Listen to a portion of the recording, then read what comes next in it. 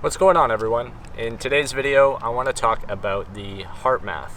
This is probably one of my favorite devices to measure my overall stress level and just give me a quantifiable result as to how stressed I am in my current state, as well as it gives me ideas as to ways that I can unlock a more relaxed or parasympathetic state. So those of you who have not used a HeartMath, I'll give you a very brief and quick introduction as I don't want to waste anyone's time. But the intent here is that I'm going to put this onto my ear. I usually just put this other guy just on my shoulder. They do have two different versions. They have a Bluetooth and then they have a non-Bluetooth version. I believe the non-Bluetooth is for Apple products only, and that is why I have the wireless. It's not ideal as when you're around Bluetooth and non-native EMF for an extended period of time. That can cause different issues with your health. So I try to limit that as much as possible, but typically when I am using this, I'm outside, I'm grounded, and I find that to some capacity anyway, I can convince myself that it's not as harmful. So what is this device? Essentially what this does is it measures your heart rate variability. What your heart rate variability is the timing or the time signature, if you will, kind of in between the rhythm of your heartbeat. And what can happen when we get into a more stressed state is there can be irregularities. So for example, I can just be breathing normally and my heart rate might be boom, boom, boom, and it might have a nice even rhythm to it.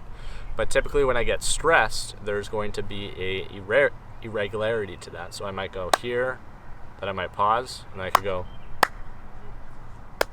and you kind of get the idea. So what we're trying to do is get that wavelength kind of as synchronized as possible.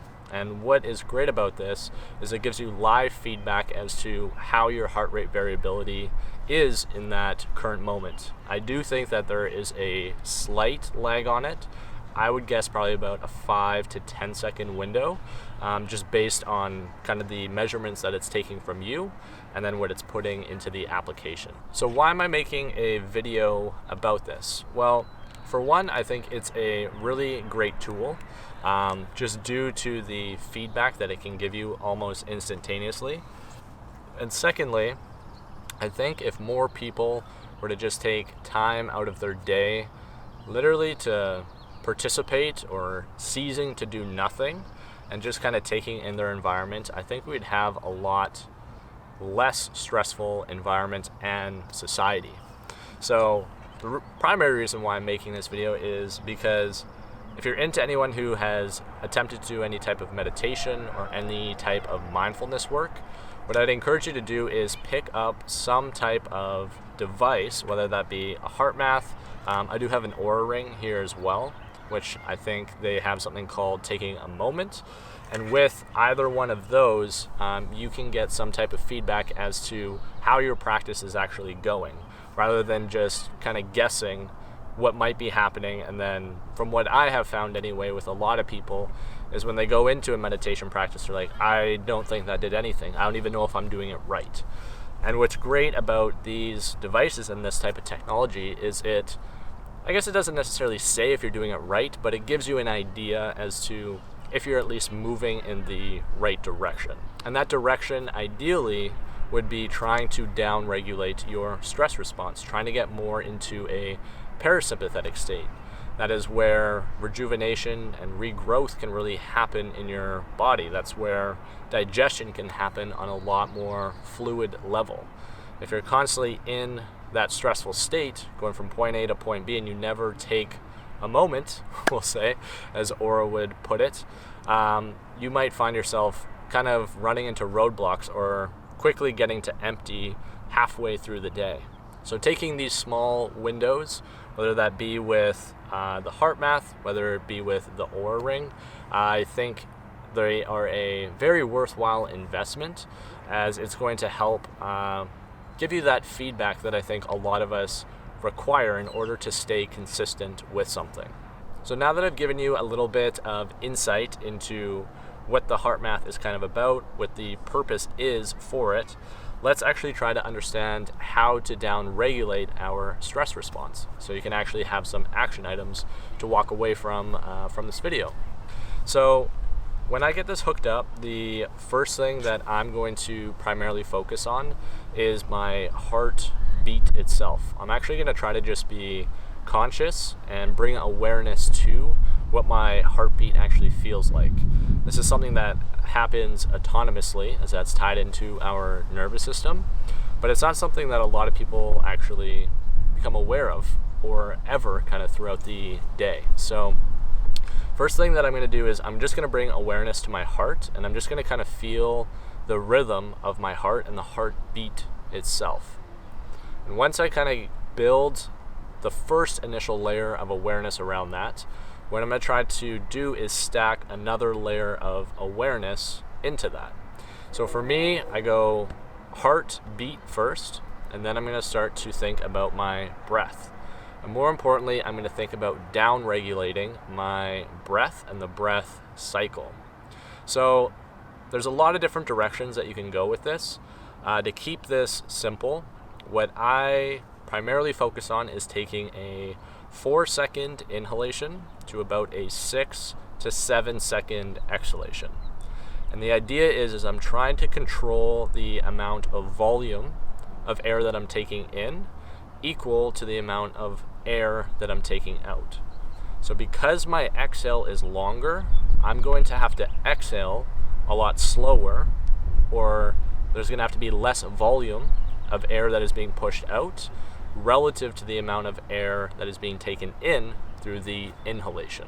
Now hopefully that kind of makes sense. I'll kind of exaggerate it now. So if I'm going to go through that, I'll just breathe through my mouth so you can kind of hear what it sounds like, but ideally you should be breathing through your nose as you go through this.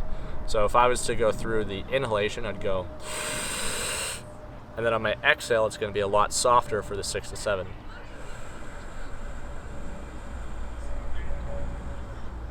Hopefully that kind of gives you the idea. And again, I'm doing that predominantly through my nose.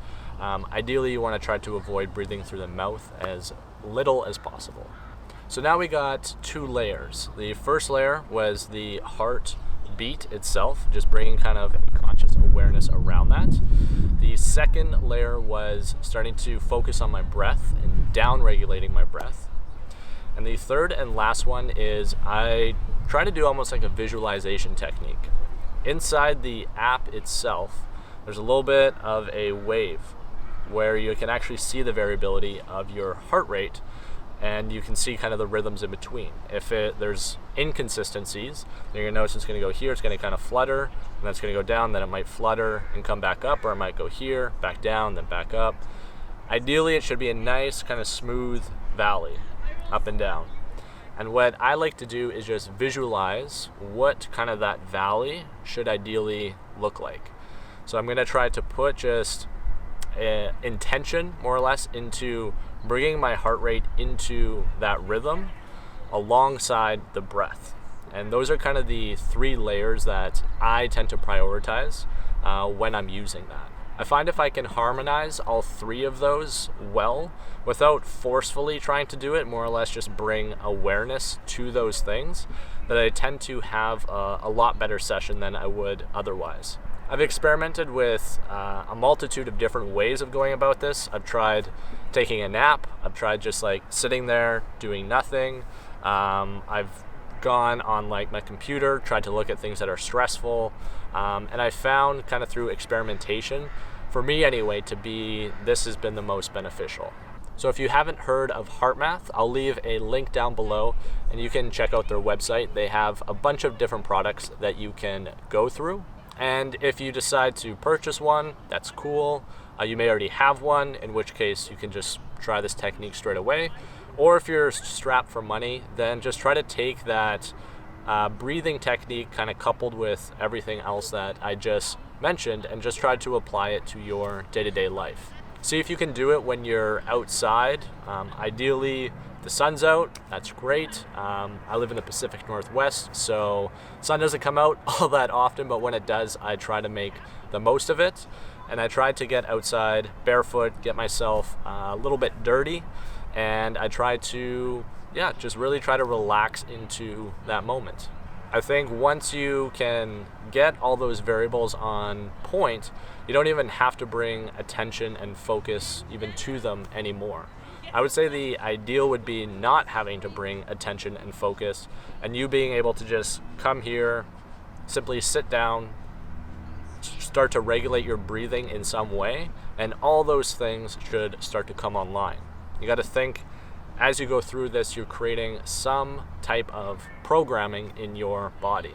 And this programming is something that you should be able to tap into not only when you go into a practice here, but also at multiple times throughout the day. And see if you can take what the sensation is that you're feeling in that moment that you're going through practice and try to replicate it outside of it. This isn't the only place that you should be experiencing that. The idea is as practice leads to some type of implementation, and that implementation should lead to a result in our life. So if you are practicing and you're failing to actually implement it in some way, then you're probably not going to get the results that you actually want from it. So take this technique. I hope you guys found it useful and there was some value in it. If you did, then don't forget to like this video as well as subscribe for future content like this. That just lets me, and more importantly, the YouTube algorithm know that this is a video that is worthwhile, and it'll also keep you up to date with future content that I post. As always, if you think this is information someone else would relate to or find value in, then don't be afraid to share this video with them as well, as it does help to bring more like-minded people like yourself to the platform.